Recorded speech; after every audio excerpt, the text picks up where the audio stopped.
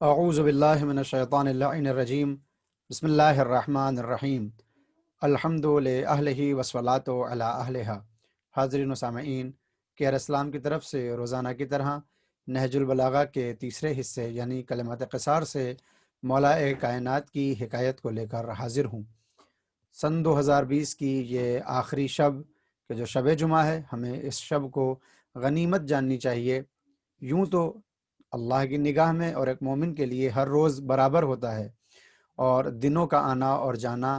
کوئی بھی معنی نہیں رکھتا اگر ہمارے وہ وقت اور ہمارے دن اللہ کی معصیت میں گزر رہے ہوں۔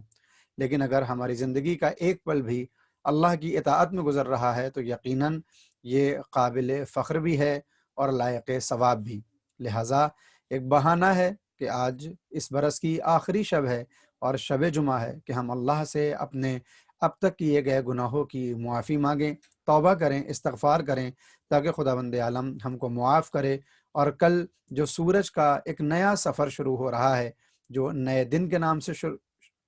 شمار کیا جاتا ہے اور مشہور ہو جاتا ہے، اس دن سے ہم اپنی ایک نئی زندگی کا آغاز کریں۔ میری ان باتوں کا مطلب یہ ہرگز بھی نہیں ہے کہ نئے سال پر ہم خوشیاں منائیں یا کوئی ایونٹ کریں یا پھر یہ کوئی خاص دن ہے کہ جس کو ہمیں منانا چاہیے۔ میرے کہنے کا مقصد صرف اتنا ہے کہ انسان جس وقت بھی توبہ کر کے اللہ کی بارگاہ سے رجوع کرے، اللہ کی بارگاہ کی طرف پلٹ جائے، تو پھر آنے والا دن اس کی زندگی کا ایک نیا دن ہوتا ہے کہ انشاءاللہ کل آنے والا دن جو سید الایام ہے، جو منسوب ہے امام آخر سے، آج کی شب خداوند عالم اس مغفرت کی رات میں ہم سب کے گناہوں کو معاف فرمائے اور کل سید الایام میں ہم ایک اپنی نئی زندگی شروع کر سکیں۔ ہمیشہ کی طرح پریزنٹیشن کی صورت میں مولا کی حکایت کو لے کر آپ کی خدمت میں حاضر ہوں۔ آج صرف ایک حکایت آپ کی خدمت میں پیش کی جائے گی۔ حکایت چونکہ طولانی ہے، لہٰذا بس ایک ہی حکایت کے اوپر اکتفا کیا گیا ہے کہ جس کا نمبر ہے 93۔ اس حکایت میں مولا کائنات نے کچھ نصیحت کی ہے مومن کو، اور اس کے پیچھے جو واقعہ ہے وہ یہ کہ مولا کائنات نے ایک شخص کو دیکھا کہ جو اللہ سے دعا کر رہا ہے کہ میرے اللہ مجھے فتنوں سے بچا لے، کہ جس کو دیکھنے کے بعد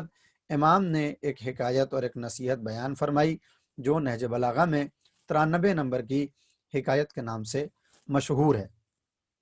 بسم اللہ الرحمن الرحیم۔ وقال علیہ السلام۔ اور اب اس کے بعد یہ پوری حکایت ہے کہ مولا کائنات نے کیا کہا۔ میں عربی کو نہیں پڑھتا تاکہ وقت زیادہ نہ ہو، صرف ترجمہ آپ غور فرمائیں۔ امام علیہ الصلوۃ والسلام فرماتے ہیں کہ خبردار،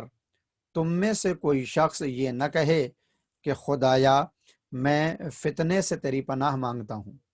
کہ کوئی شخص بھی فتنے سے الگ نہیں ہو سکتا ہے۔ اگر پناہ مانگنا ہے تو فتنوں کی گمراہیوں سے پناہ مانگو، اس لیے کہ پروردگار نے اموال یعنی مال و دولت اور اولاد کو بھی فتنہ قرار دیا ہے، اور اس کے معنی یہ ہیں کہ اموال یعنی مال و دولت اور اولاد کے ذریعے امتحان لینا چاہتا ہے،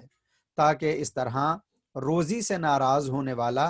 قسمت پر راضی رہنے والے سے الگ ہو جائے، یعنی دونوں کی اپنی کیٹیگریز ہوں کہ جو اللہ کے امور پر راضی رہے، اللہ اس کو ثواب دے سکے، اور جو ہر وقت شکایت کرتا رہے اور اپنی روزی سے ناراض ہو، اللہ اس کا حساب اس انسان سے جدا کر سکے،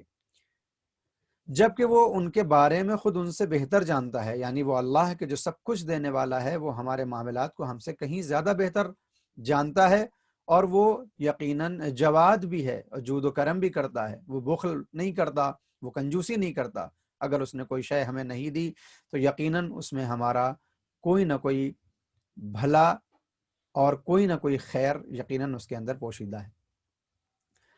خداوند عالم لیکن چاہتا ہے کہ ان اعمال کا اظہار ہو جائے، یعنی انجام دینے والے بندے برا عمل کریں یا اچھا عمل کریں، اس کا اظہار ہو جائے، جن سے انسان ثواب یا عذاب کا حقدار ہوتا ہے۔ کہ بعض لوگ لڑکا چاہتے ہیں، لڑکی نہیں چاہتے ہیں، اور بعض مال کے بڑھانے کو دوست رکھتے ہیں اور شکستہ حالی کو برا سمجھتے ہیں۔ یعنی مولا کائنات نے ان جملوں اور ان الفاظ کے ذریعے یہ بتانا چاہا کہ مومن وہ ہے جو اللہ کی تقدیر کے اوپر راضی رہے۔ اگر اللہ اسے رحمت کی صورت میں بیٹی عطا کرے تب بھی وہ شکر ادا کرے، اور اگر نعمت کی صورت میں بیٹا عطا کرے تو اس پر بھی وہ شکر بجا لائے۔ اسی طرح سے مال میں اضافہ ہو تب بھی سجدہ شکر انجام دے، اور اگر مال میں تنگی ہو تو بھی اللہ کی رضا سمجھ کر اس کو قبول کر لے۔ سید رضی فرماتے ہیں کہ یہ وہ نادر بات ہے جو آیت انما اموالکم کی تفسیر میں آپ سے نقل کی گئی ہے۔ وضاحت دیکھیں کہ یہ اس آیت کریمہ کی طرف اشارہ ہے کہ پروردگار صرف متقین کے اعمال کو قبول کرتا ہے، اور اس کا مقصد یہ ہے کہ اگر انسان تقوی کے بغیر اعمال انجام دے تو اعمال دیکھنے میں بہت نظر آئیں گے لیکن واقعاً کثیر کہے جانے کے قابل نہیں ہیں، اور اس کے برخلاف اگر تقوی کے ساتھ عمل انجام دے تو دیکھنے میں شاید وہ عمل قلیل دکھائی دے لیکن واقعاً قلیل نہ ہوگا، کہ جس عمل کے اندر تقوی پایا جائے اور اللہ اس کو قبول کر لے تو پھر بھلے ہی وہ کم ہی کیوں نہ ہو، چونکہ قبول ہو چکا ہے لہٰذا اس کو اہم مانا جائے گا اور کثیر مانا جائے گا۔ کہ جس طرح سے اگر ایک پانی کا قطرہ ہمارے ہاتھ پر ہو تو پھر وہ چند منٹ اور چند دقیقوں کے بعد ہوا کے تھپیڑوں اور دھوپ کی شدت سے خشک ہو جاتا ہے، لیکن اگر وہی قطرہ سمندر میں ملا دیا جائے تو پھر وہ قیامت تک کے لیے باقی ہو جاتا ہے۔ لہٰذا ہمارا چھوٹا سا بھی عمل اگر اس میں تقوی شامل ہو جائے اور اللہ قبول کر لے تو وہ یقیناً اس عمل سے کہیں زیادہ بڑا ہے کہ جس عمل کے اندر تقوی نہ پایا جاتا ہو۔ لہٰذا اس سال کے اختتام پر کہ جو یقیناً ایک ایسا برس گزرا کہ جو ہمیشہ یادگار رہ جائے گا، ہر چیز کے لیے خدا کا شکر ہے، اس کی رضا پر راضی ہیں، اور یہ دعا ہے خداوند عالم سے کہ آج کی شب کے صدقے میں، کل آنے والے سید الایام یعنی روز جمعہ کے صدقے میں اس زمانے کی حجت اور اس زمانے کے ولی اور اپنے اس امام کو انشاءاللہ جلد از جلد اس دنیا میں بھیج دے کہ جس کے انتظار میں مومنین کے دل تڑپ رہے ہیں۔ اپنی دعائے خیر میں ہم سب کو یاد رکھیں۔ انشاءاللہ کل پھر ملاقات ہوگی اور مولا کی کچھ اور حکایتوں کو لے کر آپ کی خدمت میں حاضر رہوں گا۔ وآخر دعوانا ان الحمدللہ رب العالمین۔